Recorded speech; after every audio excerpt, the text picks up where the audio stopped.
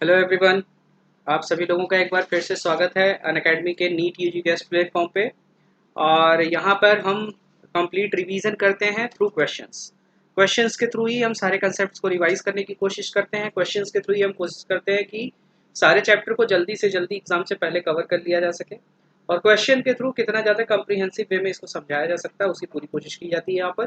तो अभी तक हम इक्विलिब्रियम की बात कर रहे थे, तो आज भी इक्विलिब्रियम का लास्ट स्लाइड डिस्कस होगा।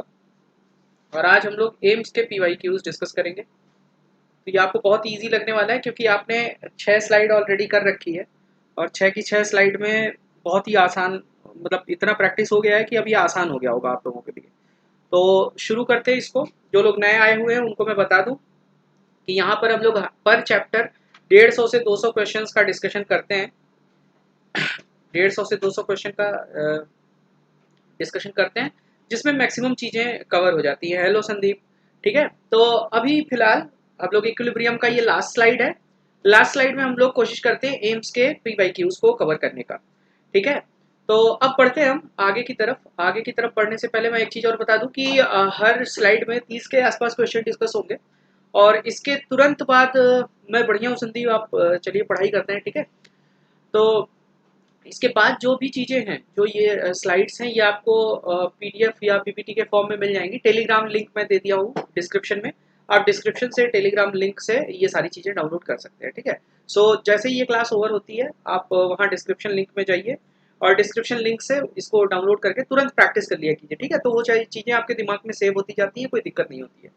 तो बढ़ते हैं हम आगे की तरफ। ठीक है, और आगे बढ़ने से पहले दो चार इंपॉर्टेंट बातें कर लेता हूँ। मेरा नाम शुभम श्रीवास्तव है, और मैंने अपनी पोस्ट ग्रेजुएशन कर रखी है बनारस हिंदू यूनिवर्सिटी से, और साथ ही साथ I was all India rank 22 in CSIR net. और पिछले 7 से ज़्यादा सालों से आप जैसे बच्चों को पढ़ा रहा हूँ, तो अभी तक रिजल्ट अच्छा रहा है, आगे भी अच्छा रहेगा। और जो लोग नए हैं उनको मैं बता देना चाहता हूँ, आप इस समय इंडिया के सबसे अच्छे ऑनलाइन लर्निंग प्लेटफॉर्म से जुड़े हुए हैं। सो यहाँ से जुड़े रहिए, और तैयारी आपकी बहुत अच्छी होगी यहाँ पर, क्योंकि यहाँ पर आपको इंडिया के सबसे अच्छे एजुकेटर्स मिलते हैं with quality education, with quality material on the same computer screen. तो अगर आपने सब्सक्रिप्शन अभी तक नहीं लिया है तो प्लीज़ सब्सक्रिप्शन ले लीजिए। सब्सक्रिप्शन के बहुत सारे फायदे हैं। लाइक अगर आप प्लस सब्सक्रिप्शन लेते हैं तो you will be getting live classes, daily live classes, well structured course, live test और क्विजेस होंगे, है ना। ठीक है, और फिर इसके बाद अनलिमिटेड एक्सेस आपको मिलेगा अगर आपका कोई भी लेक्चर छूट जाता है। संदीप, सारा कुछ मैं कराऊंगा। अभी पहले ये चैप्टर वाइज रिवीजन कराऊँ तो ये करा लूँ, फिर मैं वो भी टाइम मिलेगा तो वो भी करा दूंगा। ठीक है, एक आध सेशन 1 घंटे का निकाल के एनटीए के पेपर पे डिस्कशन करा दूंगा। ओके, तो आप लोग अगर अभी तक सब्सक्रिप्शन नहीं लिए तो प्लीज़ सब्सक्रिप्शन के लिए जाइए, और गो फॉर 2 ईयर और 1 year subscription and use my code SHUBH। इससे आपको 10% डिस्काउंट मिलेगा, और ये फ्री वीडियोज़ भी कंटिन्यूसली चलती रहेंगी। ओके, तो शुरू करते हैं आज का हम लेक्चर। देखिए यहाँ पर क्या कह रहा है कि at 25 degree Celsius the solubility product of MgOH twice is 1 × 10। तो MgOH ट्वाइस यार कैसे टूटता है?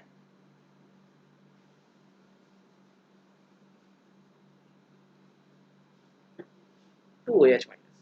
ठीक है, तो इसका KSP जो होता है, वो होता है ionic product of magnesium and hydroxide ion. ठीक है, तो ये आएगा। और अगर इसकी सॉल्युबिलिटी S है तो ये S अगर कंसंट्रेशन होगी तो ये कितना होगा? 2S होगा। सो अब आओ देखते हैं S कितना आ जाएगा।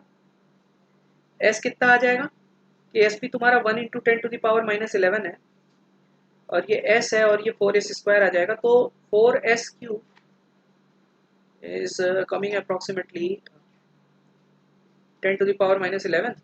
तो यहाँ से जो S³ आएगा वो आ जाएगा 1/4 × 10⁻⁻11। तो इसको अगर हम सॉल्व करें तो 0.25 × 10⁻⁻11 हो जाएगा। सो S इज इक्वल टू, अच्छा एट व्हाट पीएच पूछा हुआ है, तो इस पे सॉल्युबिलिटी की जरूरत ही नहीं है। एक सेकंड, इसमें सॉल्युबिलिटी की जरूरत ही नहीं है। ये तो इस तरीके से टूटेगा। ये तो सीधा सीधा क्वेश्चन है यार कि भाई whenever the solubility product whenever the ionic product will be equal to solubility product। ठीक है, जब कभी भी ionic product solubility product for precipitation ionic product should be equal to KSP।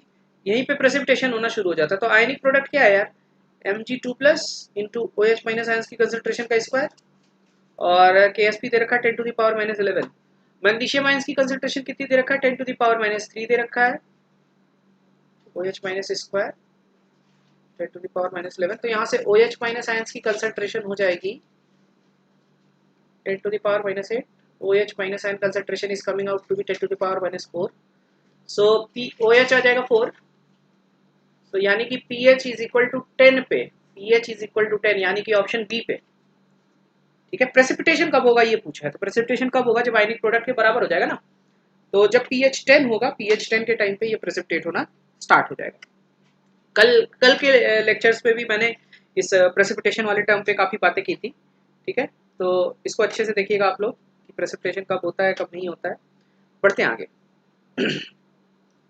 Next है कि for the following reaction in gaseous phase, gaseous phase में अगर ये रिएक्शन है तो Kp बाई Kc कितना होगा।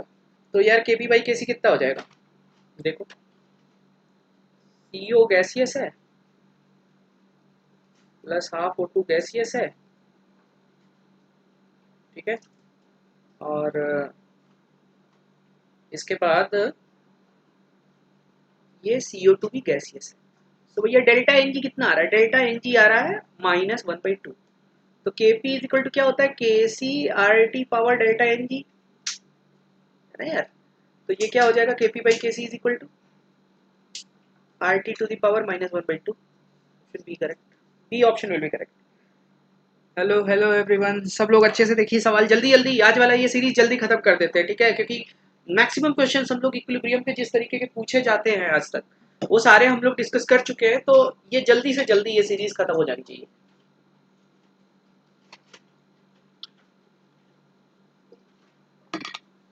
बढ़ते हैं अगले क्वेश्चन की तरफ। करें टू इक्विलिब्रिया ए बी से ए प्लस बी माइनस और ए बी में ही बी माइनस ऐड करके ये are simultaneously maintained in a solution with equilibrium constant K1 and K2 respectively. So the ratio of A plus to AB2 minus in the solution is. So भाई ये देखो इस simultaneous equilibria को हम कैसे deal करते हैं, हम पहले ये लिख लेंगे AB A plus plus B minus. So यार K1 कितना आया, K1 आ गया अपना A plus into B minus divided by AB, और similarly AB plus B minus है AB2 माइनस, तो इसका K2 कितना आ जा रहा है AB2 minus divided by AB into B minus. Okay, तो कह रहा है कि the ratio of A plus two क्या चीज है, the ratio of A plus two AB2 minus. So अगर हम इन दोनों को डिवाइड कर दें तो आ जाएगा K1 by K2 is equal to A plus B minus divided by AB AB B minus divided by AB2 minus. तो AB से AB तो कट जाएगा। सो A प्लस और AB2 माइनस का जो रेशियो है वो अगर हम देखें तो inversely proportional to B minus का स्क्वायर हो जा रहा है ना। So inversely proportional to the square of B minus. तो देखो ना यहाँ पर अगर हम A plus divided by AB2 minus करेंगे, हाँ inversely proportional to the square, देखो जिसको नहीं समझ आया वो एक बार देख ले, ये चीज आ जा रही है ना, और ये कांस्टेंट है तो यानी कि ये प्रोपोर्शनलिटी कैसी हो जाएगी, इनवर्स प्रोपोर्शनलिटी हो जाएगी। तो ऑप्शन अपना यहाँ क्या करेक्ट हो जाएगा, D option will be the correct one.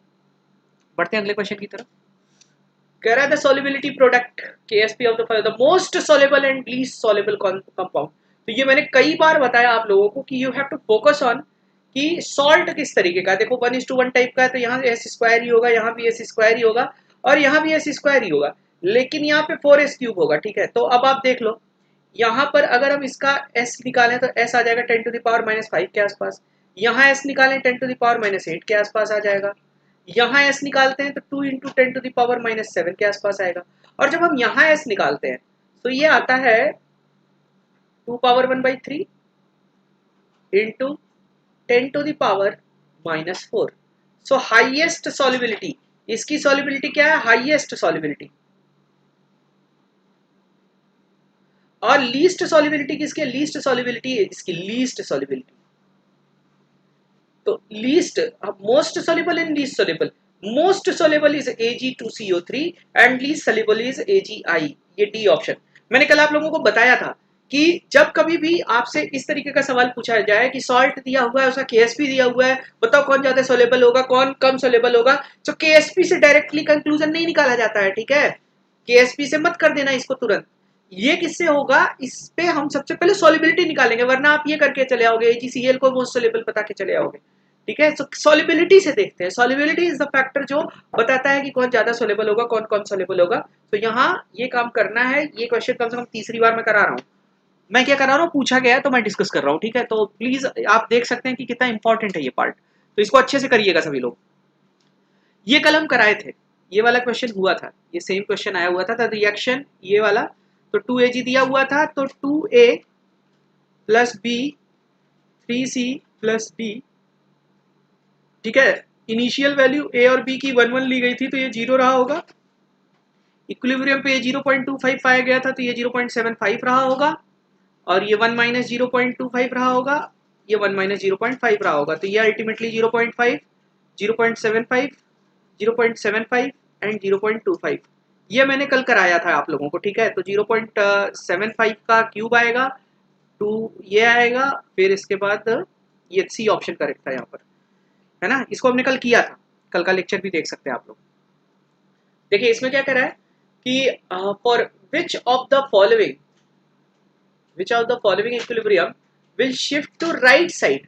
right side का मतलब होता है फॉरवर्ड डायरेक्शन, right side का मतलब होता है forward direction towards product. Okay, तो किस में बढ़ेगा किस में घटेगा, ये बात ये कह रहा है, ठीक है? तो अब ये देखो, जितनी भी कंबशन रिएक्शन होती है, कंबशन रिएक्शन क्या होती है? अब देखो फॉरवर्ड साइड में कौन शिफ्ट करेगा टेम्परेचर बढ़ने पे? Endothermic reactions. Endothermic reactions move rightwards, ठीक है? Endothermic reaction moves rightwards on increase in temperature. Temperature बढ़ाने पर जो एंडोथर्मिक रिएक्शंस होती हैं वो आगे की तरफ बढ़ती है। और हम जानते हैं कि ऑल द कंबशन,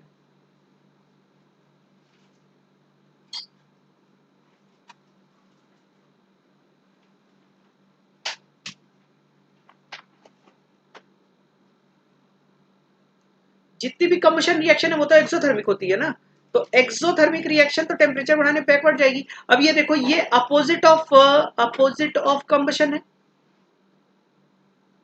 तो ये अपोजिट ऑफ कंबशन है, यानी कि ये एंडोथर्मिक है। सो एंडोथर्मिक है तो ये टेम्परेचर बढ़ाने पे क्या होगा? राइट साइड शिफ्ट होगा। तो बिल्कुल बिल्कुल सी ऑप्शन करेक्ट होगा। रीजन ये है कि ये अपोजिट ऑफ एक्सोथर्मिक है, मतलब अपोजिट ऑफ कंबशन है, तो एंडोथर्मिक प्रोसेस है, और एंडोथर्मिक प्रोसेस किधर जाती है? राइट साइड जाती है ऑन इंक्रीजिंग टेम्परेचर। कह रहा है कि केएसपी ऑफ, ये देखो इस तरीके के क्वेश्चन बहुत अच्छे होते हैं, बहुत बार आते हैं ये, ठीक है? मैं MOH ट्वाइस है, अगर ये कैसे टूटेगा यार? M2 plus plus 2OH minus टूटेगा। तो इसका KSP क्या होगा? इसका KSP अगर ये S है तो ये 2S होगा, तो KSP इसका 4S क्यूब आ जाएगा। 4S क्यूब हो गया 3.2 into 10 to the power minus 11। So S cube हो जाएगा 0.8 into 10 to the power minus 11, यानी कि S क्यूब हो जाएगा 8 into 10 to the power minus 12। तो S इज इक्वल टू आ जाएगा तुम्हारा 2 into 10 to the power minus 4। तो OH माइनस आयंस की जो कंसंट्रेशन है वो तो 2S है, तो 2S है, तो OH माइनस आयन की कंसंट्रेशन आ गई 4 into 10 to the power minus 4। तो भाई POH कितना हो जाएगा? POH कितना हो जाएगा?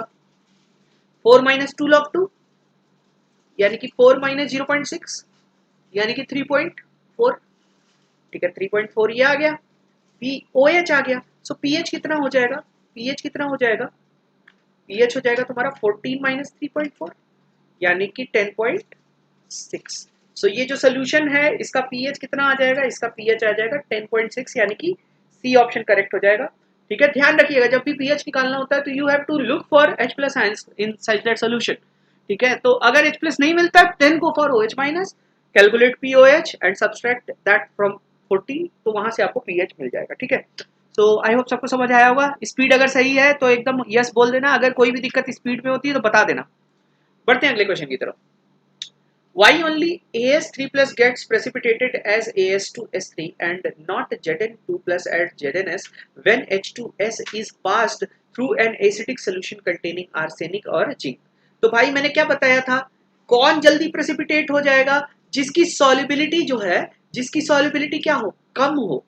ठीक है, तो सॉल्युबिलिटी प्रोडक्ट क्या होता है, इसका कम होता है तो सॉल्युबिलिटी भी कम आ जाती है। So that is the reason. ठीक है, दिस इज द रीजन कि ये आसानी से क्या हो जाएगा, प्रेसिपिटेट आउट हो जाएगा। ठीक है, ए ऑप्शन। बढ़ते हैं अगले क्वेश्चन की तरफ, बढ़ते हैं अगले क्वेश्चन की तरफ। हमारा अगला क्वेश्चन क्या है, हमारा अगला क्वेश्चन है, वन सेकेंड, कि steam reacts with iron at high temperature to give hydrogen gas and Fe3O4 solid. ठीक है, तो भाई स्टीम, स्टीम का मतलब क्या होता है, H2O, Fe solid is reacting with H2O gas, steam का मतलब तो H2O गैस हुआ ना। ठीक है, तो ये जब टूटता है तो क्या देता है, Fe3O4 देता है, और क्या देता है, हाइड्रोजन गैस देता है। तो भाई पहले बैलेंस करो, बिकॉज आप लॉ ऑफ मास एक्शन तब तक अप्लाई नहीं कर सकते जब तक आपकी इक्वेशन बैलेंस नहीं होगी। तो सबसे पहला तो काम मुझे क्या करना है, इसको बैलेंसिंग करनी है। सो जब मैं बैलेंसिंग करूंगा तो मैं यहाँ 3 से मल्टीप्लाई करूंगा, नहीं यहाँ नहीं 3 से मल्टीप्लाई करूंगा, यहाँ 3 से मल्टीप्लाई करूंगा। और ऑक्सीजन कितने, ऑक्सीजन कितने हैं, 4 हैं, तो यहाँ मैं 4 से मल्टीप्लाई करूंगा और यहाँ भी मैं 4 से मल्टीप्लाई करूंगा। तो नाउ अब मैं क्या पा लिया, बैलेंस्ड केमिकल इक्वेशन पा लिया हूँ। तो जब मेरे पास बैलेंस्ड केमिकल इक्वेशन है, अब मैं आगे आसानी से प्रोसीड कर सकता हूँ। ठीक है, मुझे क्या करना है, ये सॉलिड है ना, Kp निकालना है, Kp या पूरा का पूरा K अगर देखा जाए तो यार सॉलिड्स के लिए एक्टिविटी 1 होती है, गैसेस के लिए एक्टिविटी प्रेशर होती है। तो partial pressure of hydrogen power 4 divided by partial pressure of H2O power 4 करूंगा, और कोई साधन मेरे पास बचा ही नहीं, क्योंकि ये दोनों सॉलिड हैं तो इनकी एक्टिविटी क्या ली जाएगी, यूनिटी ली जाएगी। So what should be the correct option, B option should be the correct one, B option should be the correct one. I hope सब लोग समझ गए होंगे कैसे हुआ ये, सबको समझ आ रहा है। स्क्वायर नहीं होगा अभिषेक, स्क्वायर नहीं होगा। ठीक है, पावर 4 होगा, देखो बैलेंस करोगे ना सबसे पहले, है ना, तो इधर Fe3O4 है तो यहाँ तो 3 से मल्टीप्लाई करना ही पड़ेगा ना तुम्हें। ओके, ठीक है, बढ़ते हैं आगे। कह रहा है कि which equilibrium can be described as an acid base reaction using the Lewis acid Lewis base definition but not using Bronsted Lowry definition. तो भाई आप लोगों को, सब लोगों को एक बार मैं रिवाइज करा देता हूं कि एसिड 3 तरीके के होते हैं। एक तो होता Arrhenius acid, Arrhenius acid base,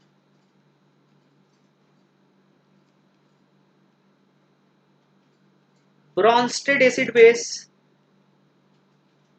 और लुईस एसिड बेस। तो अर्हेनियस कौन होता है, H+ रिलीज करने वाला एसिड होता है, और OH- रिलीज करने वाला क्या होता है, बेस होता है एक्वस सॉल्यूशन के अंदर। ब्रॉन्स्टेड एसिड कौन होता है, H+ donor acid, Brønsted acid होता है H+ एक्सेप्टर,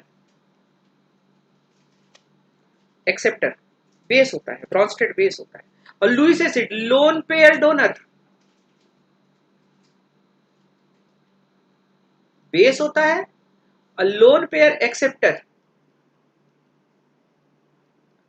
लुईस एसिड होता है। तो ये बात का ध्यान रखना है आपको, ठीक है, ये बात का ध्यान रखना है। और अब बताना है कि कौन सा यहाँ पर लुईस एसिड और लुईस बेस वाला फंडा लगा हुआ है। तो भैया यहाँ पर आप देखो तो ये आपका है नॉट यूजिंग ब्रॉन्स्टेड। ठीक है, अब ये लुईस बेस है लेकिन ये लुईस एसिड नहीं है, Lewis base Arrhenius acid, Arrhenius acid, Arrhenius base, Lewis base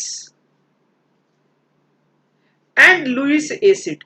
ये लुइस एसिड है बिकॉज कॉपर के पास, ठीक है, अवेलेबिलिटी ऑफ एम्प्टी ऑर्बिटल है। सो डी ऑप्शन यहां पर करेक्ट होगा। ये सारे के सारे एसिड बेस इक्विलिब्रिया है, लेकिन आपको ये देखना था कि किस इक्विलिब्रियम में लुइस एसिड और लुइस बेस हैं, ठीक है। तो ये चीज देख के मैंने सॉल्व किया। अमोनियम लुइस एसिड नहीं होता, इतना ध्यान रखना। Ammonium is not a Lewis acid. बहुत लोग कंफ्यूज होते हैं, नॉट अ लुइस एसिड।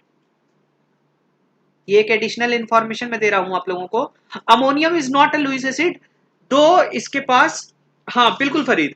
जिस लोगों को देख लो एक कंफ्यूजन है कि कभी कभी ऑप्शन में दिया होता है कि विच of the following is Lewis acid, तो उसमें अमोनियम भी ऑप्शन दिया होता है। बहुत लोग पॉजिटिव चार्ज देख के मार्क करके चले आते हैं, पॉजिटिव चार्ज है तो इलेक्ट्रॉन पेयर एक्सेप्ट कर लेगा। एक्चुअली अमोनियम में पॉजिटिव चार्ज भले से है, लेकिन अवेलेबिलिटी ऑफ ऑर्बिटल नहीं है जहां पर वो लोन पेयर ऑफ इलेक्ट्रॉन को एक्सेप्ट कर सके। और मैंने बताया है कि पॉजिटिव चार्ज से नहीं, अल्टीमेट चीज पॉजिटिव चार्ज नहीं होती, अवेलेबिलिटी ऑफ ऑर्बिटल होता है जहां पर वो इलेक्ट्रॉन पेयर को एकोमोडेट करा सके। अगर इलेक्ट्रॉन पेयर एकोमोडेट नहीं करा पा रहा है तो वो लुइस एसिड नहीं होता है।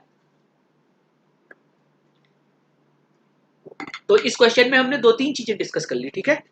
सारे के सारे डेफिनेशन हमारे का रिवाइज हो गए और ये क्वेश्चन भी हो गया, और एक एडिशनल क्वेश्चन हमको मिल गया कि अमोनियम लुइस एसिड क्यों नहीं होता है, ठीक है।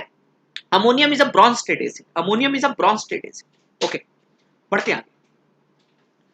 देखो कल भी आप लोगों को बताया था कि बायो वाले लोग हो तो ये जानते ही होंगे कि बफर ये पीएच जो ब्लड का होता है वो चेंज नहीं होता, because blood acts as a buffer. और बफर अपने पीएच में चेंज का क्या करता है, रजिस्ट करता है। तो ये ए रीजन होगा, ए रीजन होगा। क्यों ए रीजन होगा? Because this blood is going to act as a buffer. और पीएच कभी भी पूछा जाए कि ब्लड का जो पीएच होता है किस रेंज में होता है, एसिडिक रेंज में होता है या बेसिक रेंज में होता है, तो पीएच जो होता है ब्लड का वो अराउंड 7.4 होता है। तो यानी कि हमारे ब्लड में बेसिक बेसिक टाइप का होगा, ठीक है, बेसिक रेंज में होगा बफर, ठीक है। In which of the following cases pH is greater than 7, तो ग्रेटर देन 7 कहां होगा, जहां बेस ज्यादा होगा। तो भैया ये देखो first option 50 ml 5 millimole acid है और ये 5 मिलीमोल सॉल्ट है, सॉल्ट है ये, समझना। तो भाई ये तो न्यूट्रल होता है और ये एक्सेस, यानी कि इसका लेस देन 7 आएगा। इसका कितना आएगा, लेस देन 7 आएगा। क्यों लेस देन 7 आएगा? आप सॉल्ट हाइड्रोलिसिस पढ़ोगे तो NaCl का सोल्यूशन न्यूट्रल होता है। अब NaCl का सोल्यूशन अगर न्यूट्रल है और HCl एक्सेस में है, तो HCl एक्सेस में H प्लस आयन ज्यादा होंगे तो pH लेस देन 7 होगा। 50 ml ऑफ 0.1 मोलर H2SO4 यानी कि 0.2 मोलर H प्लस, तो 50 इंटू 0.2 कितना आ गया भाई, 10 मिलीमोल H प्लस। और यहाँ कितना आ गया, 50 इंटू 0.2 10 मिलीमोल OH माइनस। तो यानी कि ये क्या होगा, न्यूट्रल होगा, तो बराबर 7 आएगा। 50 ml ऑफ ये 5 मिलीमोल, 5 मिलीमोल CH3COH है और ये 5 मिलीमोल बेस है, ठीक है, स्ट्रॉन्ग बेस है। So it is going to form 5 millimole of CH3COONA salt solution. It is a salt of weak acid and strong base. So इसका जो सोल्यूशन होगा it will be basic, basic का मतलब greater than 7 pH। और ये तो भाई acidic होगा सोल्यूशन, तो आपका ग्रेटर देन 7 किसका होगा, सी ऑप्शन का करेक्ट होगा। सी ऑप्शन होगा ऋषिका, बी नहीं होगा। सी ऑप्शन क्यों होगा, क्योंकि it is going to form a salt of weak acid and strong base. और वीक एसिड और स्ट्रॉन्ग बेस का जो सॉल्ट होता है वो कैसा होता है, बेसिक नेचर का होता है। So this is the reason कि क्यों जो है आपका इसका ग्रेटर देन 7 आएगा। सो आई होप सभी लोग इस मामले में एकदम क्लियर होंगे, इसमें किसी को कोई डाउट तो होगा नहीं, बोलिए भैया, किसी को कोई डाउट है, होना नहीं चाहिए, ठीक है। सो ये एक बार जिसको भी दिक्कत है वो जाके सॉल्ट हाइड्रोलिसिस जरूर पढ़ लेना, ठीक है। Salt hydrolysis is a very beautiful concept, ठीक है। उसको अच्छे से पढ़ लेना, और सवाल तो मैं काफी करा ही दिया हूँ, ठीक है। आज 0 ml कैसे आया वैष्णवी, कहाँ 0 ml आया, कुछ 0 ml थोड़ी ना आया है। देखो ये 0 ml नहीं, ये देखो H2SO4 है, H2SO4 2H प्लस आयन देगा, तो यानी कि H2SO4 की कंसेंट्रेशन 0.1 है, सो H प्लस की कितनी होगी, 0.2 होगी। तो ये न्यूट्रल आया, न्यूट्रल आया, ठीक है, न्यूट्रल सोल्यूशन आया, H प्लस और OH माइनस बराबर हो गए ना, ठीक है।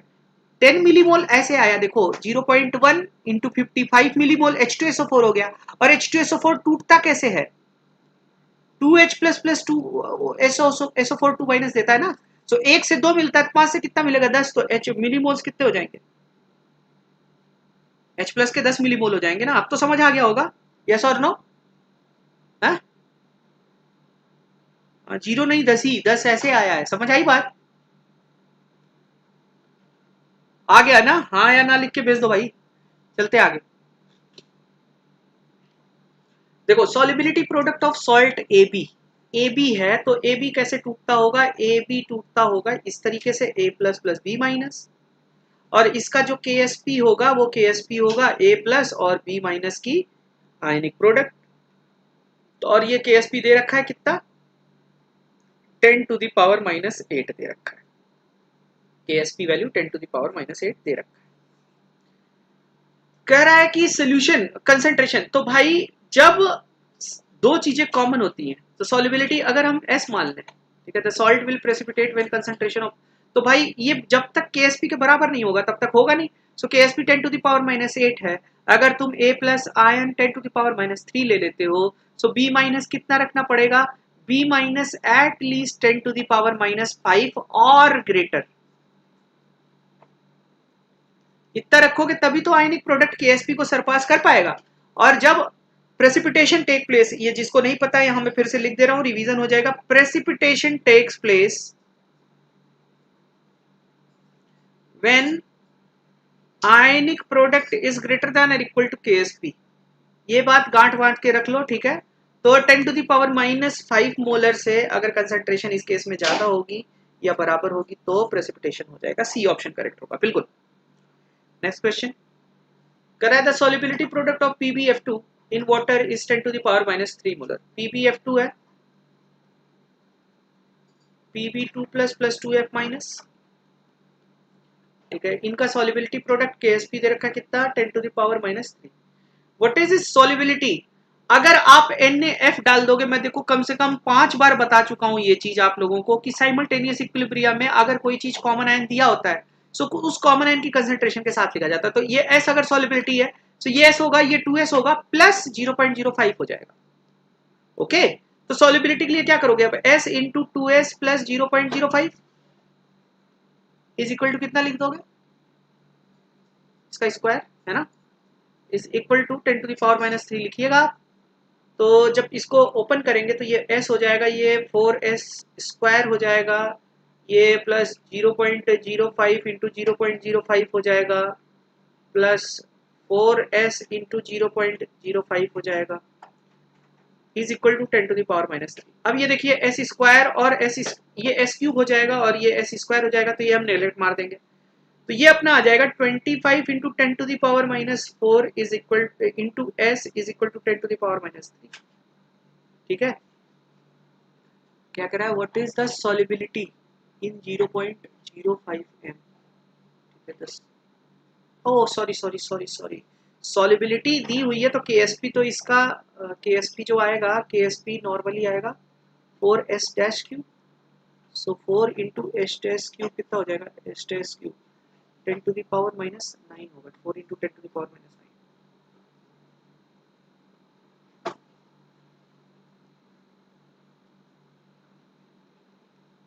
ठीक है। तो ये आ जाएगा अपना S is equal to 4/25 into 10 to the power minus 5, तो ये कुछ 25 और 40 कर दो, तो 10 to the power minus 6 into 1.6, ठीक है। तो ये आएगा A ऑप्शन आएगा, A ऑप्शन आएगा, हाँ हाँ मैंने देख लिया नया, तो वही सॉल्युबिलिटी जो पुरानी दी हुई है उससे KSP निकाल लेंगे, और टेम्परेचर बदले नहीं है तो KSP बदलेगा नहीं, KSP वही रख के कॉमन आयन लगा के फिर ये कर दिया मैंने, ठीक है। हाँ मैंने देख लिया था कि वो KSP नहीं दिया हुआ है, ठीक है। ठीक है, सॉल्युबिलिटी दिया हुआ था, तो क्या सॉल्युबिलिटी प्रोडक्ट हम निकाल ही लिया, आगे का काम कर लिया। आई होप सबको समझ आ गया होगा, किसी को कोई प्रॉब्लम नहीं इस सवाल में। पढ़ते हैं क्या कह रहा है कि a weak acid HA is found to be 10% ionized in 0.01 molar aqueous solution. Calculate the pH of a solution which is 0.1 in, ठीक है। सो दिस सॉल्यूशन, ये वीक एसिड है and it is salt of weak acid.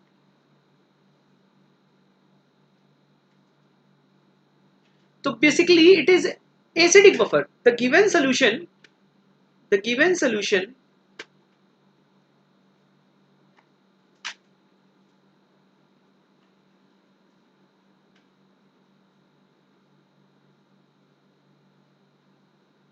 Acidic buffer.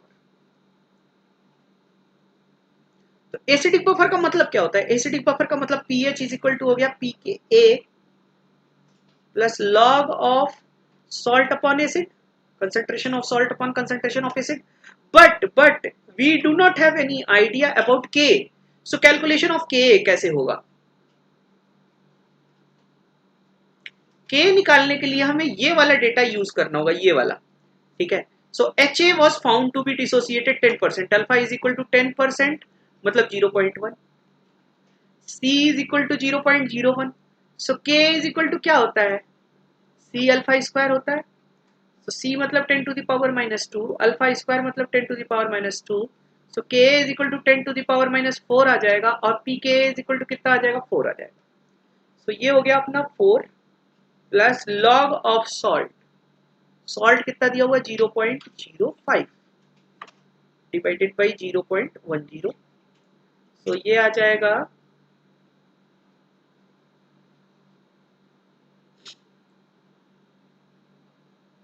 एक second, सारा कुछ सही है ना यार? K is equal to C alpha square, तो C दिया हुआ है 10 to the power minus 2, 10% ionised, weak acidic 10% ionised, यानी कि देखो 10% आयोनाइज दिया हुआ है तो C अल्फा स्क्वायर लगाना सही नहीं रहेगा, C alpha square divided by 1 minus alpha भी लगेगा ना, सो 1 माइनस अल्फा मतलब डिवाइडेड बाई 0.9 भी होगा, और 10/9 का मतलब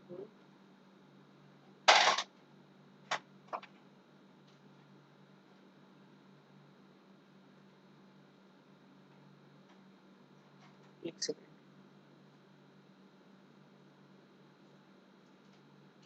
4 माइनस लॉग 2 आ जाएगा, यहीं से कर सकते हैं डायरेक्टली, वैसे नेगलेक्ट मार सकते हैं। 4 माइनस 0.3 अप्रोक्सीमेटली 3.7 के आसपास आ रहा है। तो जो नियरेस्ट वैल्यू है, नियरेस्ट वैल्यू आपकी क्या है? ये है सी ऑप्शन, इसको मार्क कर सकते हैं, ठीक है। कैसे पता कि एसिडिक बफर है? भाई एसिडिक बफर की डेफिनेशन क्या होती है? Acidic buffer is a mixture, acidic buffer is a mixture of weak acid and its salt with strong base। तो ऐसे पता चला एसिडिक बफर है, क्योंकि ये वीक एसिड है और ये वीक एसिड का NaOH के साथ सॉल्ट है। समझिए आई बात? समझ आई आपको? बढ़ते हैं आगे। इसी तरीके से बेसिक बफर होता है, मैंने पढ़ाया हुआ है यार, मैंने बोला भी था तुम लोग को स्पेशल क्लास आके अटेंड करो, कोई आया है ही नहीं क्लास अटेंड करने, आप ही लोगों के लिए मैंने क्लास रखी थी वो। बढ़ते हैं आगे। हाँ तो डेफिनेशन पता है तो देखो ना, यहाँ पर क्या है? वीक एसिड है और क्या है? सॉल्ट है। तो जब वीक एसिड और सॉल्ट पता होंगे होंगे तो ही एसिडिक बफर होगा ना। देखो कह रहा है कि on adding 0.1 molar solution each of in Na2SO4 solution species first precipitate is. So first precipitation किसका होगा? फर्स्ट प्रेसिपिटेशन किसका होगा? सॉल्ट विथ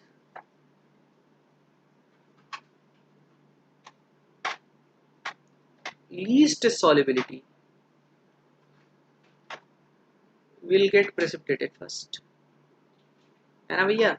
सो BaSO4 का 1:1 टाइप का है, S स्क्वायर होगा 10 to the power minus 11 हो गया, तो ये आ गया करीब करीब √5 into 10 to the power minus 6 होगा सॉल्युबिलिटी, ठीक है। CaSO4 भी 1:1 टाइप का है, तो इसका भी S स्क्वायर होगा 10⁻⁶, यानी कि S वैल्यू 10⁻³ आ जाएगी।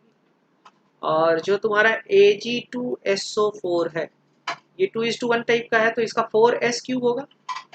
ये 10⁻⁵ दिया हुआ है, तो ये आ जाएगा 2.5 पावर 1/3 इंटू 10⁻²। सो लीस्ट सॉल्युबिलिटी किसकी है? Least solubility BaSO4 has least solubility.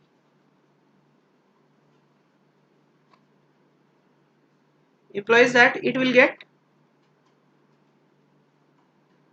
precipitated first। First बोला है ना, फर्स्ट कौन प्रेसिपिटेट होगा? तो फर्स्ट कौन प्रेसिपिटेट होगा? जिसकी सॉल्युबिलिटी सबसे कम होगी। तो Ag2SO4 की सॉल्युबिलिटी सबसे ज्यादा, BaSO4 की सबसे कम है, so B, Neha, B will be the correct one. ठीक है,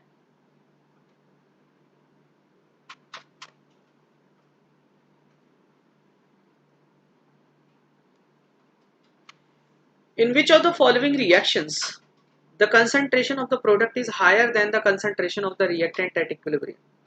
ठीक है, सो अब देखो, अगर यहाँ पर K देखा जाए तो K is equal to B/A आएगा, और B/A लेस देन 1 आ रहा है, लेस देन 1 आ रहा है, यानी कि ये यहाँ पे ज्यादा है, मोर है।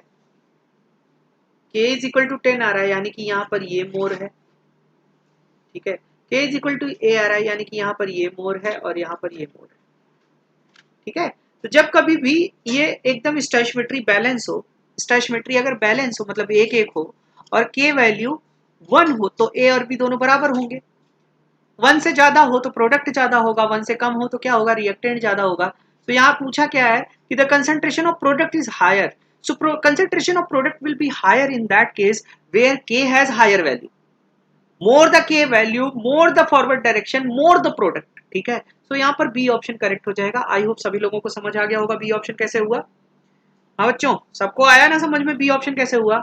गुड, बढ़ते हैं आगे। देखो, pH of the solution obtained on neutralization of, तो न्यूट्रलाइजेशन किस तरीके से होगा? आप देखो ना, आप जब NaOH, पीएच पूछा, मैं ये पूरा समझा ही देता हूँ, ये वाला ध्यान से समझ लेना कैसे कैसे क्या क्या होगा। CH3COH है, ठीक है, CH3COH है, तो ये बना लेगा CH3CONA, ये सॉल्ट बनेगा। यहाँ पर ये कितना है? 0. यहाँ पर 4 मिलीमोल है और ये भी 4 मिलीमोल है, तो यानी कि सॉल्ट भी 4 मिलीमोल बनेगा। ओके, 4 मिलीमोल बनेगा। सो कंसंट्रेशन कितनी आ जाएगी? 4 डिवाइडेड बाई 80, 4 डिवाइडेड बाई 80, यानी कि 0.05 मोलर। यहाँ पर जो सॉल्ट बना है वो कैसा बना है? 0.05 मोलर बना है। अब इस सॉल्ट में एनायनिक हाइड्रोलिसिस होगी, एनायनिक हाइड्रोलिसिस होगी तो क्या बनेगा? CH3COH plus OH minus. ठीक है, अब डिग्री ऑफ हाइड्रोलिसिस पता चल जाए, सारा काम हो जाए तो काम हो जाएगा। तो C कंसंट्रेशन होती है, 1 - H होता है, ये CH होता है, ये CH होता है, यहाँ पर ये KH होता है, और KH इज इक्वल टू क्या होता है? KW/Ka होता है। सारा चीज हम लोग को पता चल जाएगा।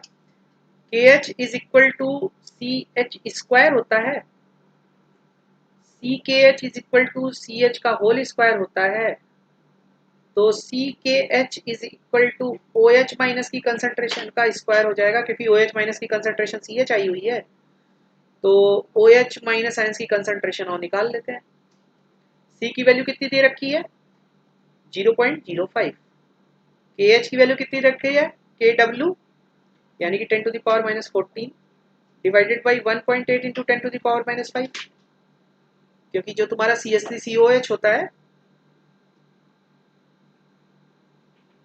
K फॉर CH3COH, देखो सीधा सीधा फॉर्मूला करके भी कर सकते थे। ठीक है, मैं चाहता हूँ कि ये पूरा अंडरस्टैंडिंग तुम्हारी डेवलप हो जाए इसमें। ठीक है, अच्छा, ग्रेटर देन 7 ऑप्शन एक ही है क्या? हाँ, तो इतना कुछ करने की जरूरत ही नहीं है। बी ऑप्शन, वरना हम पीएच कैलकुलेट भी कर सकते थे। ठीक है, ग्रेटर देन 7 ही होगा। हाँ, बिकॉज ये hydrolysis will lead to basic solution. ठीक है, शॉर्टकट क्या? ये क्वेश्चन देखो, ये क्वेश्चन में पीएच नहीं पूछा था, इसीलिए ये दिया हुआ भी नहीं था। वही मैं भी सोचा कि दिया क्यों नहीं है। एक्चुअली देखो, जो सॉल्ट सोल्यूशन बनता है, वीक एसिड और स्ट्रॉन्ग बेस का salt, that is basic in nature. Basic in nature का मतलब होता है पीएच ग्रेटर देन 7 होना चाहिए। ऑप्शन में इसने सारे देखो पीएच कम रखे हैं, एक पीएच ज्यादा रखा है, तो कोई जो देखने वाला होगा वो तुरंत देख लिया होगा कि बेसिक सोल्यूशन है तो 8 ही होना चाहिए। ठीक है, शॉर्टकट क्या? इसका फॉर्मूला होता है। फॉर्मूला अगर एग्जैक्ट वैल्यू पूछता तो फॉर्मूले से हम निकाल सकते थे। ठीक है, बढ़ते हैं आगे। आप देखो क्या कह रहा है कि अब देखो अलग अलग चीज है ये। 40 ml अमोनिया कितना दिया हुआ है? 40 इंटू 0.1 यानी कि 4 मिलीमोल। ओके, और HCl कितना दिया हुआ है? 20 इंटू 0.1 यानी कि 2 millimole. So after mixing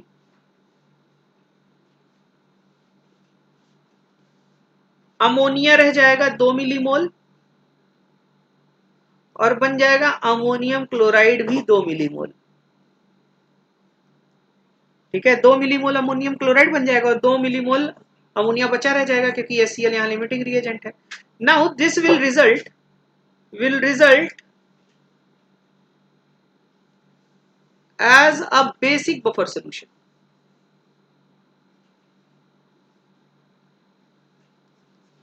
basic buffer solution है। सो अगर ये बेसिक बफर सोल्यूशन है तो पीओएच क्या होता है बेसिक बफर का? PKb plus log of salt by base, है ना, salt by base. So pOH जो अपना आएगा सॉल्ट 4.74 प्लस लॉग ऑफ 2/2, तो ये तो जीरो हो जाएगा। क्यों? log 1 की वैल्यू जीरो होती है। तो पीओएच आ गया अल्टीमेटली 4.74। सो पीएच कितना आ जाएगा? 14 माइनस 4.74 यानी कि 9.26। सो 9.26 यानी कि C option will be the correct one. सबको आया समझ में कैसे हुआ? सभी लोग समझ गए ना कैसे हुआ ये? बिल्कुल सी ऑप्शन करेक्ट होगा।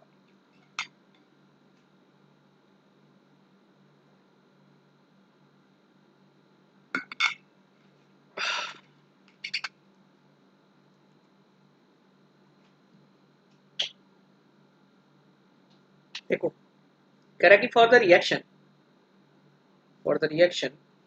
ये वाला रिएक्शन क्या है? 2NOCl गैसियस है, 2NO गैसियस है प्लस Cl2 गैसियस है। Kc दिया हुआ है, Kp निकालना है। तो हम जानते हैं Kp is equal to Kc RT power delta Ng। Kp निकालना है और Kc दिया हुआ है कितना? 3 इंटू 10⁻⁻⁶।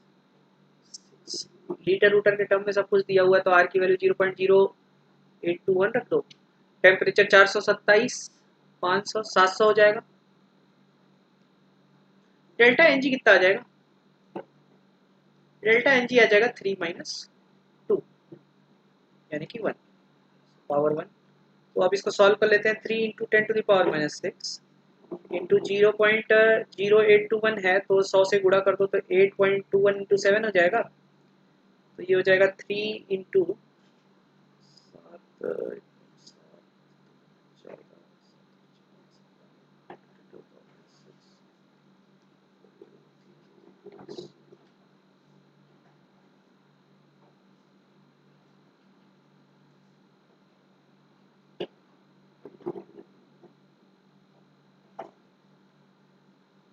ये आ रहा है अप्रोक्सीमेटली 1.7241 इंटू 10⁻⁻4।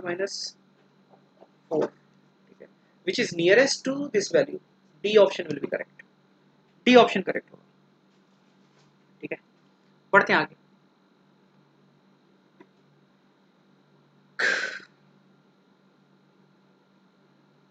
ये क्या दे रखा है कि when 10 ml of 0.1 molar acetic acid is titrated against 10 ml of 0.1 molar ammonia solution. ठीक है, the equivalence point occurs at, ठीक है, तो भाई at equivalent point, at the point of equivalence, at the point of equivalence, all the base, all the acid and base will get converted into the salt.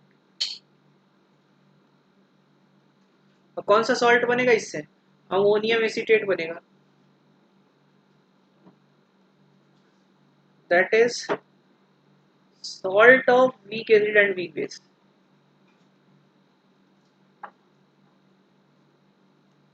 And weak base. And its pH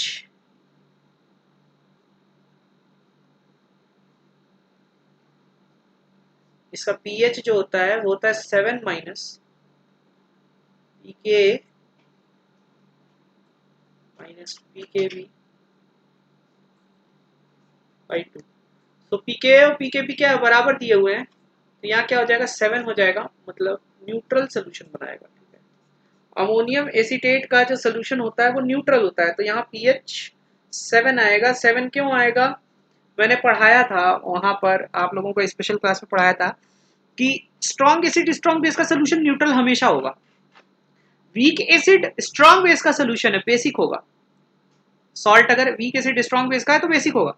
strong acid weak base का salt है तो acidic solution होगा. लेकिन अगर weak acid weak base का salt होता है ना, तो वो एसिडिक भी हो सकता है, न्यूट्रल भी हो सकता है और बेसिक भी हो सकता है, डिपेंडिंग ऑन कि के और के बी वैल्यूज क्या है. के बी वैल्यू बराबर है तो न्यूट्रल होगा. के अगर ज्यादा हो जाता, के अगर हाई हो जाता, पीके वैल्यू हाई हो जाता तो बेसिक सोल्यूशन होता, पीके भी हाई हो जाता तो एसिडिक सोल्यूशन होता. तो वीक एसिड वीक बेस का सॉल्ट का पीएच पूरा इस बात पर डिपेंड करता है कि उसमें जो इन्वॉल्व वीक एसिड और वीक बेस है उनके के और के बी वैल्यूज कैसे हैं. मेरे ख्याल से सबको समझ आ गया होगा. बढ़ते हैं अगले क्वेश्चन की तरफ. क्या है क्वेश्चन? कह रहा है कि for the equilibrium H2O standard free energy change is equal to 0. तो standard free energy change at this point there is equilibrium. At equilibrium delta G is equal to 0 होता है. डेल्टा जी नॉट 0 होगा कि नहीं होगा ये नहीं पता. ठीक है, free energy change is less than 0, standard free energy is less than 0. ठीक है, standard free energy change is greater then 0. ठीक है, सो 1 एटमॉस्फेयर प्रेशर है तो इसका के भी जो है 1 ही आएगा. So delta G is equal to delta G not plus R T L N K. ठीक है, तो k is equal to K P, तो यहाँ पर delta G is equal to delta G not हो जाएगा. हाँ, तो यहाँ पर डेल्टा जी नॉट भी 0 होगा. ठीक है, in this case delta G not भी 0 हो जाएगा. क्यों? क्योंकि इक्विलिब्रियम है तो डेल्टा जी 0 होना चाहिए, इक्विलिब्रियम पे डेल्टा जी 0 होना चाहिए. लेकिन delta G is equal to delta G not plus R T L N K होता है. और यहाँ पर अगर हम के लगाएं तो लिक्विड के लिए के पी तो कुछ नहीं आता है, वो यूनिटी लेके चलते हैं. और H2O का प्रेशर 1 दिया हुआ है तो एल एन के भी 1 आ जाएगा. एल एन के 1 अगर आ रहा है तो एल एन 1 की वैल्यू कितनी हो जाती है? एल एन 1 की वैल्यू 0 होती है. तो अगर एल एन 1 0 है, मतलब वहां पर वो वाला टर्म भी 0 हो गया, तो डेल्टा जी नॉट बराबर होंगे. और इक्विलिब्रियम पे डेल्टा जी 0 होता है तो डेल्टा जी नॉट भी 0 होगा. सो ए ऑप्शन हमारा यहाँ पर करेक्ट हो जाएगा. Standard free energy delta G gives free energy change. Neha आपने थर्मोडायनेमिक्स पढ़ी नहीं है क्या? Standard free energy change delta G gives free energy change, वही तो स्पॉन्टेनिटी बताता है ना. अगर डेल्टा जी नेगेटिव है स्पॉन्टेनियस प्रोसेस होता है, डेल्टा जी पॉजिटिव है नॉन स्पॉन्टेनियस होता है, और डेल्टा जी 0 है तो इक्विलिब्रियम पे होती है स्टेट. ठीक है, ये एक रिलेशन होती है यार. Delta G is equal to delta G not plus R T L N K. तो यहाँ के जो है 1 आ जा रहा है तो आर टी एल एन के 0 आ जाएगा. तो डेल्टा जी यहाँ पर in this case delta G not बराबर होंगे. तो इस इक्विलिब्रियम प्रोसेस है, डेल्टा जी 0 होगा तो डेल्टा जी नॉट भी 0 होगा. Move to the next question. Of the will shift to the reaction in the towards the product मतलब फॉरवर्ड डायरेक्शन. अब ये डेल्टा एच पॉजिटिव है यानी कि एंडोथर्मिक है. Endothermic gaseous moles delta Ng plus 1 आ रहा है, तो increase the concentration of I2 आप, तो of the will shift the reaction towards product, तो प्रोडक्ट की तरफ कौन कौन सी चीजें इसको ले जाएंगी। तो अगर हम I2 की कंसंट्रेशन बढ़ाते हैं तो फॉरवर्ड डायरेक्शन में जाएगा, बिल्कुल ये तो ले जाएगा, ओके। और decrease in concentration, decrease in concentration, अगर हम कंसंट्रेशन डिक्रीज कर दें I2 की तो रिएक्शन बैकवर्ड जाएगी, इस केस में तो बैकवर्ड जाएगी।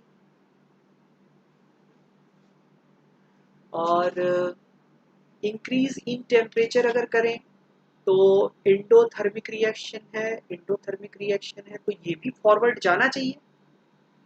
टोटल इंक्रीज इन प्रेशर ये बैकवर्ड जाना चाहिए। Increase in concentration of I2 बढ़ाएगा आगे की तरफ, बिल्कुल सही है। और decrease in concentration of I2 backward ले जाएगा। Increase in temperature endothermic process है, एंडोथर्मिक प्रोसेस है तो फॉरवर्ड जाएगा। देखो यार यहाँ दो ऑप्शन करेक्ट हो रहे हैं, ठीक है, तो क्वेश्चन में कुछ गलती थी, ठीक है, यहाँ दो ऑप्शन करेक्ट है, क्योंकि आप देखो इसकी कंसंट्रेशन बढ़ाओगे तो ली चैटली प्रिंसिपल के अकॉर्डिंग ये इधर तो जाएगा ही, आगे की तरफ शिफ्ट करेगा। और ये अगर हमारा एंडोथर्मिक प्रोसेस है तो फेवरेबल होगा ना प्रोडक्ट साइड में हायर टेम्परेचर पे, तो यहाँ तो दोनों।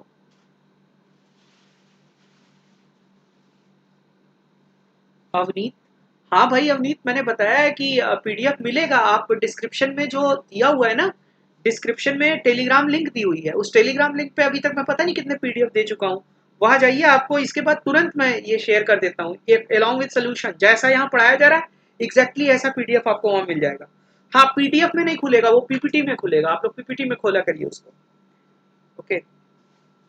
हाँ फरीद वही कह रहा हूँ मैं कि टेम्परेचर अगर हम बढ़ाएंगे तो एंडोथर्मिक फॉरवर्ड जाएगा, लेकिन ये वाला भी तो सही है, अगर आप I2 की कंसंट्रेशन बढ़ाओगे तब भी तो फॉरवर्ड जाएगा, ठीक है। तो यहाँ दो ऑप्शन करेक्ट है, इन्हें इन्हें क्वेश्चन में कुछ थोड़ा सा मिस्टेक रखी है, ओके। पढ़ते हैं अगले क्वेश्चन की तरफ।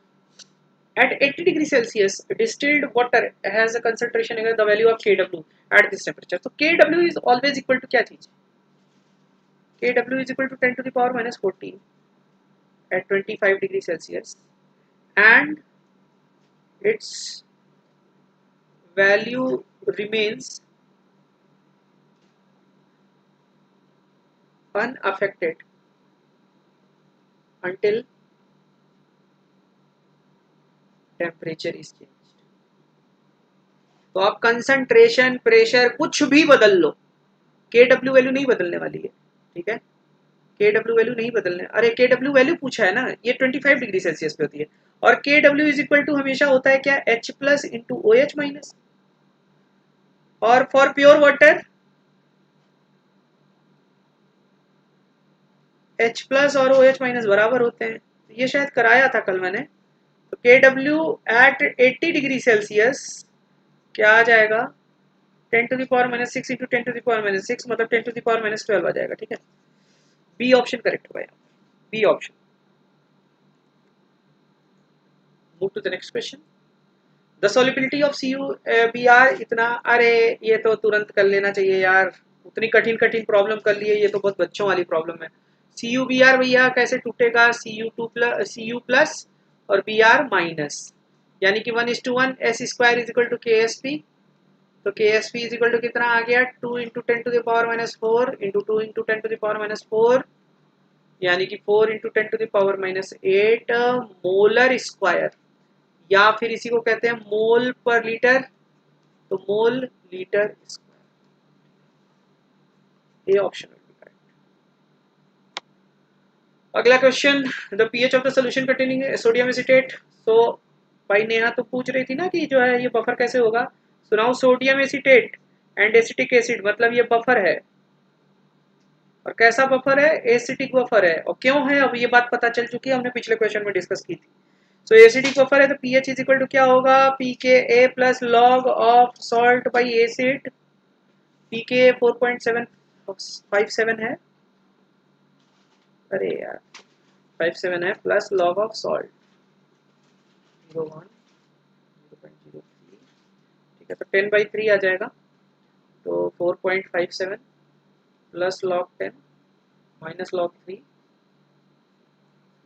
4.57 plus 1 minus 0.48, 4.57 plus 0.52, 5.09। C option will be the correct. C option होगा ये। सभी लोग देख लो यार, सबको समझ आ रहा है ना? आगे बढ़ते हैं। A solution of hydrogen ion concentration कितना ग्राम, अरे यार ग्राम पर इक्विवेलेंट से क्यों, चूंकि बिकॉज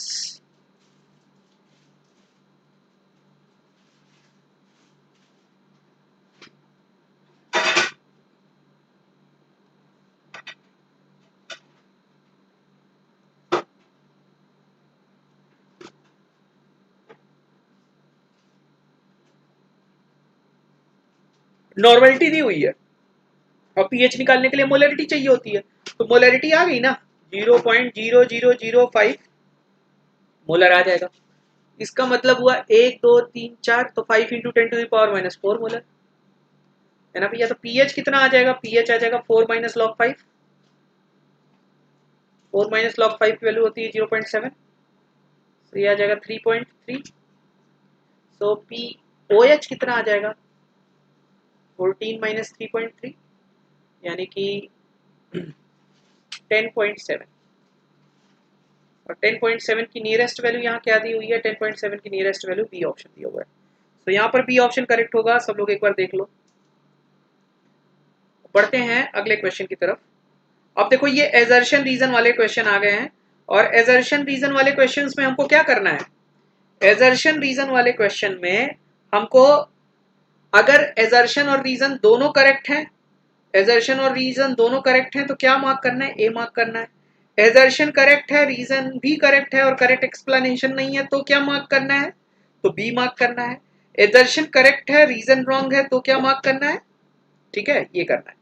तो अब देखो यहां पर कह रहा है कि एडिशन ऑफ सिल्वर आयंस, कह रहा है addition of silver ions to a mixture of aqueous sodium chloride and sodium bromide solution will first precipitate AgBr and then AgCl।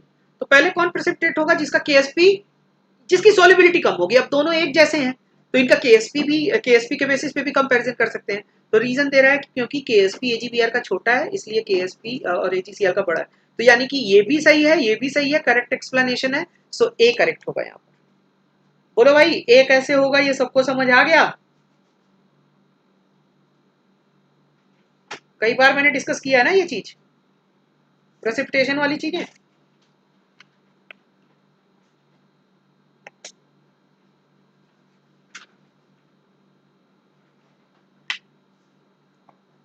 Yes और नो? बिल्कुल बिल्कुल बिल्कुल, सबको आ गया होगा समझ में। चलते हैं अगले क्वेश्चन की तरफ। कह रहा है buffer system of carbonic acid and sodium bicarbonate, buffer system of carbonic acid and sodium bicarbonate used for the precipitation of hydroxide of third group elements। Third group elements के लिए हम सोडियम हाइड्रोक्साइड नहीं use करते यार, वहां पर ammonium hydroxide use होता है, अमोनियम क्लोराइड यूज होता है।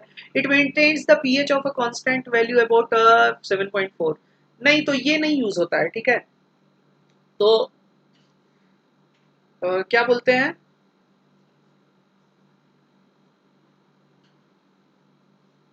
System of carbonic acid and sodium bicarbonate,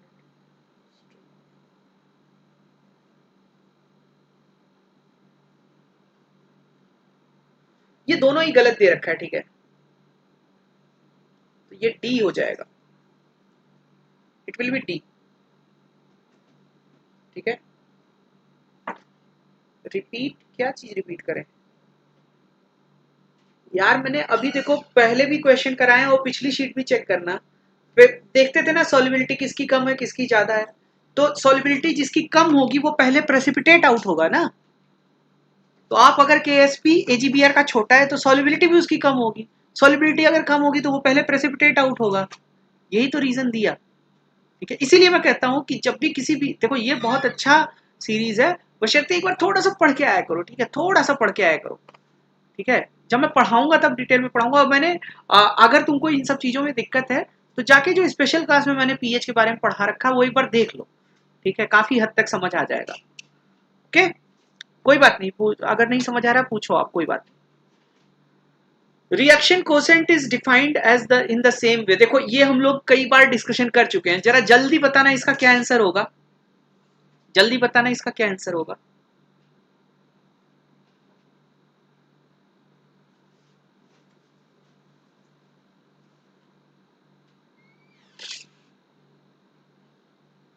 देखो फिर से समझा देता हूँ कि अगर हमारे पास कोई भी रिएक्शन दी हुई है ए प्लस सी, ये बी सी प्लस डी दी हुई है, सो एक चीज होती है Q,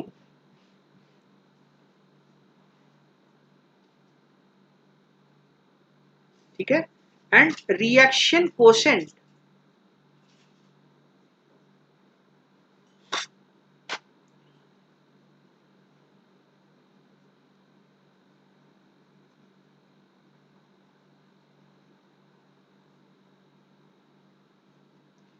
at any stage of reaction,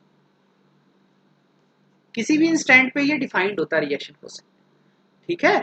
So reaction quotient is defined as the in the same way as equilibrium constant at any state of the reaction. मतलब this one is correct. If QC is smaller than, तो अब देखो Q और इसके basis पे हमने बताया भी था कि ये अगर बीच में K वैल्यू है, Q अगर लेस देन KC है तो फॉरवर्ड होता है, Q अगर ग्रेटर देन KC है तो बैकवर्ड होता है, ठीक है। तो अब देखिए आप यहाँ पर क्या हो जाएगा, Q लेस देन अगर KC है, सो रिएक्शन फॉरवर्ड डायरेक्शन में मूव करेगा, in the direction of reactant मतलब बैकवर्ड होता है, यानी कि ये गलत कह रहा है। So assertion is right but reason is wrong, so C will be the correct answer. Rishika, Neha, Vaishnavi, C होगा इसका आंसर, ठीक है, क्योंकि Q जब स्मॉलर देन KC होता है, so reaction moves in the direction of product, reaction moves in the direction of product. देखो आप Q is less than KC, so reaction का डायरेक्शन इधर है, इन द डायरेक्शन ऑफ प्रोडक्ट।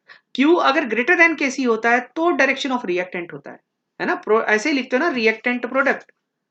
तो forward का मतलब क्या हुआ, डायरेक्शन ऑफ प्रोडक्ट, और बैकवर्ड का मतलब क्या होता है, direction of reactant. So please इसको ध्यान रखिएगा, ठीक है, आप लोग गलत थे, इसको सही कर लीजिए, ठीक है। आंसर सही क्या होगा, सी होगा इसका, assertion is correct but reason is wrong. Okay okay भाई, तो इसी के साथ सबको समझ आ गया होगा मेरे ख्याल से, मेरे ख्याल से सबको समझ आ गया होगा। इसी के साथ हम लोग आज इक्विलिब्रियम फिनिश कर चुके हैं, ठीक है, इक्विलिब्रियम इज फिनिश्ड, लिख देते हैं इस चीज को।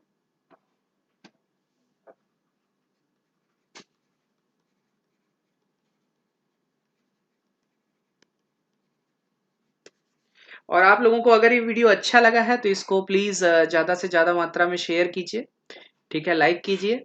और जिन लोगों ने अभी तक सब्सक्रिप्शन नहीं ले रखा है, अगर उन लोगों को सच में ये वीडियो अच्छा लग रहा है, तो अगर वो चाहते हैं कि इस तरीके के वीडियोस और बनते रहें, तो प्लीज़ मेरा सब्सक्रिप्शन ये ज़रूर यूज़ कीजिए, SHUBH 10% डिस्काउंट मिलेगा। और इस तरीके के आपको और भी लेक्चर्स में देता रहूँगा, तो प्लीज़ ये कोड ज़रूर शेयर कीजिए, अपने लोगों के भी शेयर कीजिए। आपने सब्सक्रिप्शन नहीं लिया है तो प्लीज़ ये कोड यूज़ करके ज़रूर लीजिए।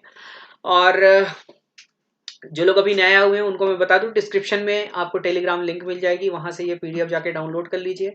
और डिस्क्रिप्शन में ही एक फीडबैक फॉर्म दिया हुआ है, उसको भी भरिए कि आपको ये लेक्चर कैसा लगा, कैसा नहीं लगा, क्या गलती लगी, क्या सही लगा। वो सारी चीज़ें आप वहाँ अपनी मन की भड़ास निकाल सकते हैं, तो प्लीज़ उसको भी भरिए। और आज का हमारा क्या प्लान होगा, टुडे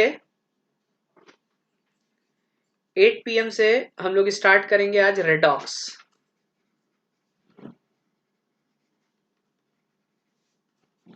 सो हम लोग रेडॉक्स रिएक्शन स्टार्ट करने वाले हैं 8 बजे से। रेडॉक्स रिएक्शन बहुत छोटा सा चैप्टर है अगर प्रीवियस क्वेश्चंस के हिसाब से देखा जाए। सो ये कल परसों क्या, परसों 3 बजे तक ये खत्म हो जाएगा रेडॉक्स पूरा का पूरा। तो 8 बजे से हम लोग रेडॉक्स स्टार्ट करेंगे, तो सभी लोग रहिएगा और थोड़ा सा रेडॉक्स के बारे में पढ़ लीजिएगा ना, बैलेंसिंग वैलेंसिंग कैसे करते हैं, टाइट्रेशन क्या होता है, इंडिकेटर क्या होता है, ये सारी चीजें एक बार पढ़ के आइएगा थोड़ा सा ना, तो और मजा आता है इंटरेक्ट करने में। ओके, सो एक बार फिर से वही कह रहा हूँ कि वीडियो अगर अच्छी लगी है तो प्लीज़ इसको ज़्यादा से ज़्यादा शेयर कीजिए, लाइक कीजिए, और ये कोड यूज़ करके अनअकैडमी का आप सब्सक्रिप्शन ले लीजिए। तो इस तरीके के वीडियोस मैं और बनाता रहूँगा मैं। और अब मेरी कोशिश है कि फिजिकल केमिस्ट्री इस महीने के तक खत्म करके हम लोग इनऑर्गेनिक और ऑर्गेनिक को भी खत्म कर दें जल्दी से जल्दी, ताकि जो लोग एग्जाम देने जा रहे हैं 2020 का उनके लिए भी ये फायदेमंद हो।